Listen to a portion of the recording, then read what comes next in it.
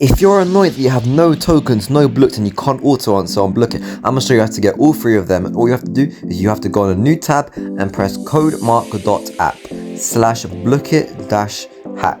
And then when you do that, don't press enter, but copy it and make sure you save it for later. Then you want to go to my description, go to the link and press the link. Then you want to paste your link and then you can see here. And then you want to press subscribe now, but then just close the page straight away. And then when you do that, you can see next. Press next and then press download. Don't worry, this is just an extension, so it won't give you any viruses. And then you can see it got downloaded right there.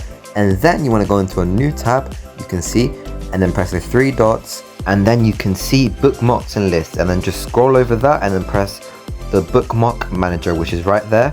And then when you are here, you want to go to the top right hand corner and then you want to press import bookmarks. And then you want to find your bookmark thing, press open, and it will start loading right here and you can see imported. The next thing you're going to want to do is you're going to go back to Blooket and you can see play.blooket.com, and then you can go to the bookmark and then press bookmarks bar, then press Blooket, and then you can see all of these different apps and answers. So all you have to do is press it and you'll get loads of coins in the game. And yeah, thank you for